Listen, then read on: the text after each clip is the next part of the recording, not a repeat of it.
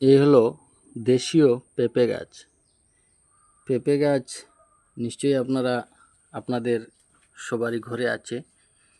এই পেঁপে গাছ তো দেখতে পাচ্ছেন, আমার এই ছোট্ট বাগানে মিনিমাম 30 থেকে 35টি পেঁপে গাছ আছে। এইভাবে প্রত্যেকটি পেঁপে গাছে এইভাবে ফলন এসেছে। তো ভালো ফলন পাওয়ার জন্য আপনারা শুধু পেঁপে গাছ নয়, যে কোনো গাছের গোড়ায় আপনি ডিমের ছুলা এবং এই অতিরিক্ত সবজির যে আবর্জনা যেগুলো রয়েছে, সবজির ছাল, বিশেষ করে পেঁয়াজের ছাল, রসুনের ছাল, এগুলো আমরা তো ফেলে দেই। আপনারা না ফেলে পেঁপে গাছের গোড়ায় বা অন্যান্য গাছের গোড়ায় আপনারা দিতে পারবেন।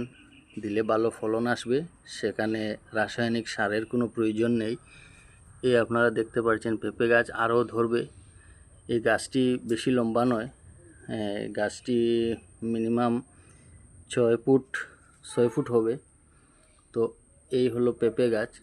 পেঁপে গাছের এই যে ফলন এসেছে, একমাত্র রাসায়নিক সার ছাড়া, যেখানে শুধু ডিমের চুলা বা পেঁয়াজের চুলা এগুলা গাছের গোড়ায় দেওয়া আছে।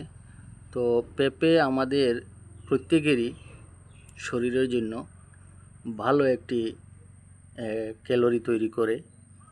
পেঁপে যে কোনো রুগী, ডায়াবেটিস হোক বা পেটের রুগী হোক বা হার্টের রুগী হোক, সবারই জন্য এই খাদ্যটি প্রয়োজনীয়।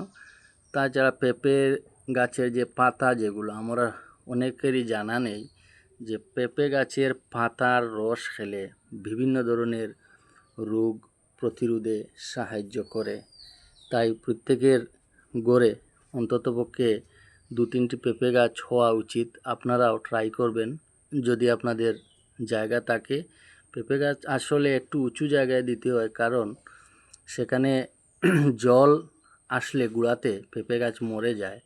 তাই আপনারা পেঁপে গাছ লাগানোর সময় দেখবেন এই জায়গাটা উঁচু না নিচু। উঁচু জায়গায় হলে ভালো হয়, সেখানে জল আসে না। কারণ আমাদের আসামে প্রত্যেক জায়গায় ফ্লাড এফেক্টেড এরিয়া, যেখানে বৃষ্টি এলেই বন্যা হয়ে যায়।